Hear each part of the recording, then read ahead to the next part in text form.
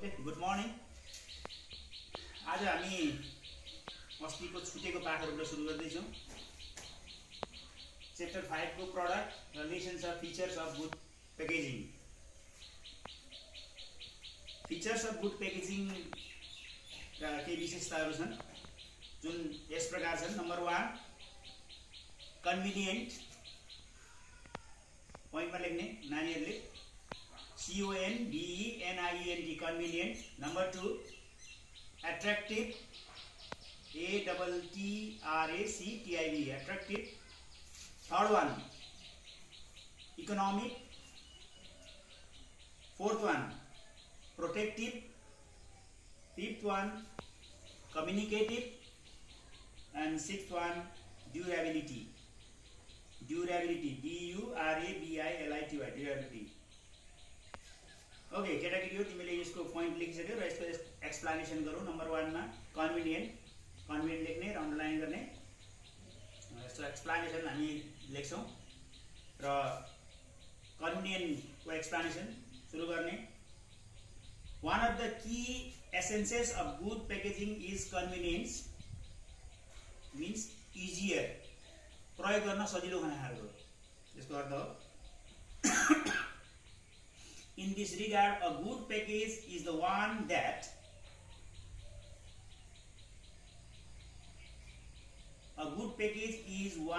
facilitates the easy transfer of product from one place to another. The package should be portable in handling also. Then second point is attractive. लेख्ने underline गर्ने। Yes. यसको explanation package that is attractive easily grabs the mind of the customer. भनेको राम्रो आकर्षक खालको package छ भने ग्राहकले त्यो आकर्षक हेरेर पनि वस्तुहरू खरिद गर्छन्। त्यसैले package that is attractive easily grabs the mind of the customer. Many customers often buy the product getting stimulated by attractiveness of the packaging. A good package thus should be attractive. The feature of the good packaging is a good package thus should be attractive. Yes, then next point economic भनेको packaging गर्ने नाममा अनावश्यक खर्च गर्नु पनि हुँदैन। बिजनेसमा अनावश्यक खर्च भएपछि खर्च बढ्छ, कम्पनीको नाफा कम हुन सक्छ। त्यसैले यो इकोनोमिक हुनुपर्छ, एट्र्याक्टिभ हुनुपर्छ, कन्भिनियन्ट हुनुपर्छ, तर इकोनोमिक पनि हुनुपर्छ भन्न खोजेको। Okay, packaging is an expense in marketing. Higher cost of packaging makes the product expensive. It is thus important that packaging is economical in nature. It should be economic. Then fourth point is protective. The package should be protect the product. किनभने हावाले, पानीले, विभिन्न वस्तुहरूले त्यसलाई नोक्सान गर्न सक्छ। त्यसैले यसलाई राम्रोसँग प्याकेज गर्नुपर्छ, प्रोटेक्टिभ किसिमको प्याकेजिङ गर्नुपर्छ भन्न खोजेको। यस, one of the primary function of packaging is protection. In this regard, a good package should provide both the physical and barrier protection to the product. Again, a good package should provide both the physical and barrier protection to the product. And number 5, communicative. भनेको प्याकेजलाई हेर्ने बित्तिकै त्यसले केही सन्देश दियोस् क्या। Communicative भनेको केही सञ्चार गर्न सक्ने खालको हुनुपर्छ। Okay, a package should be communicative in nature. It should disseminate essential information of the product to the buyers. Again, a package should be communicative in nature. It should disseminate essential information of the product to the buyers. The information should be as such that it makes that customer aware of the utility, quality and use of the product. And likewise, it should be distinct from its competitors.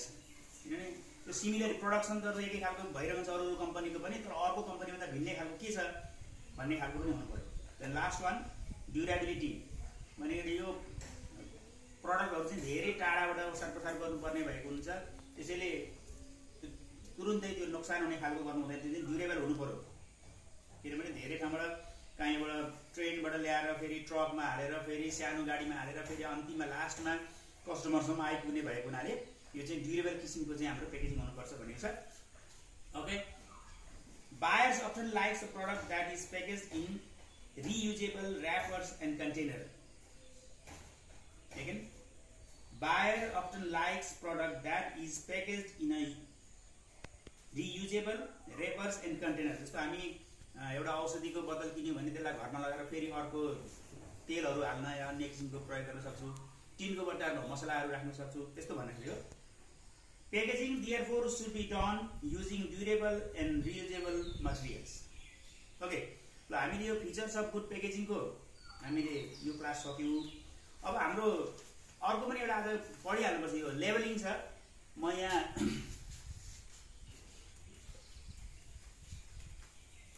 Labelling, तिमीले बुझ्छौ labelling भनेको त?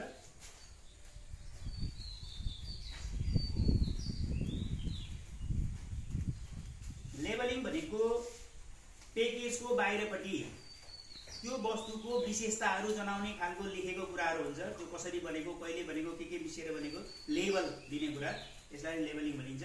र आज बिचमा हामी यसको meaning भनेको introductory पार्टहरू पढ्न गइरहेका छौँ। Labelling, yes, first of all its meaning. Okay, ल विद्यार्थीहरू, label is the part of the product which carries information about the product or the seller। यसले सेलरको पनि डिस्क्राइब गर्छ र प्रडक्ट पनि डिस्क्राइब गर्न सक्छ। In other words, the information about a product producers and sellers pasted on the product in its packaging. Translate हुन्छ र लेखेको कुरा ट्रान्सलेट हो।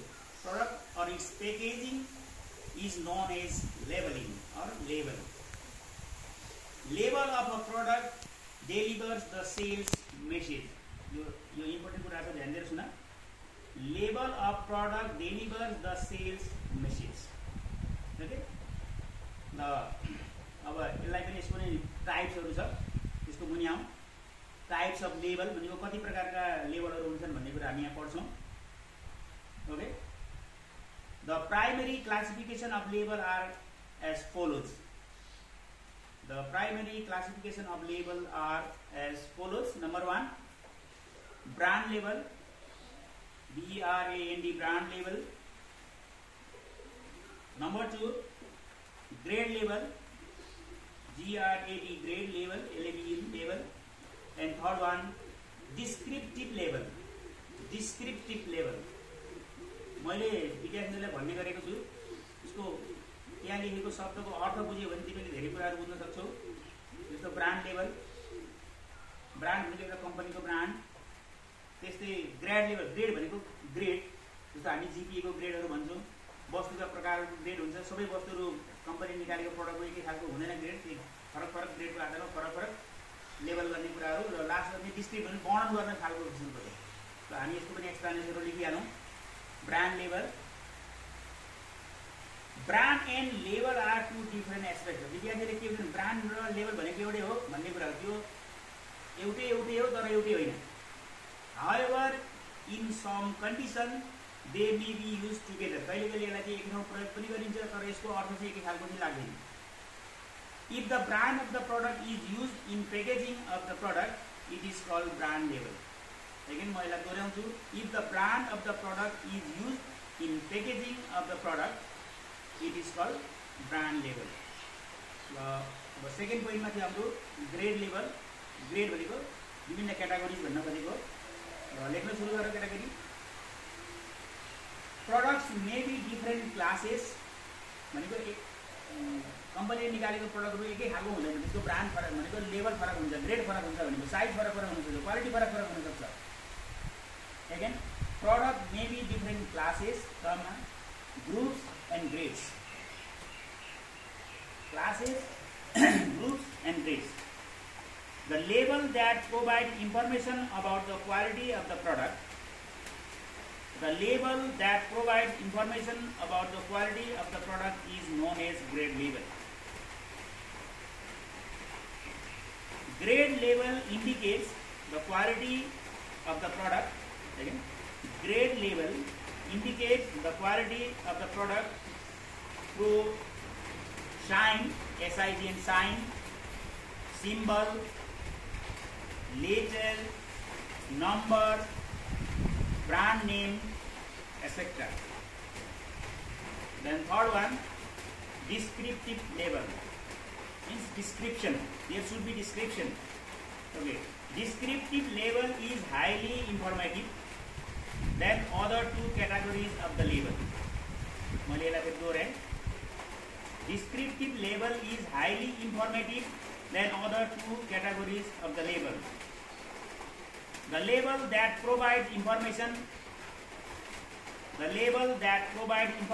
regarding the various aspects of the product is known as the descriptive label. Again repeating, the label that provides information regarding the various aspects of the product is known as the descriptive label.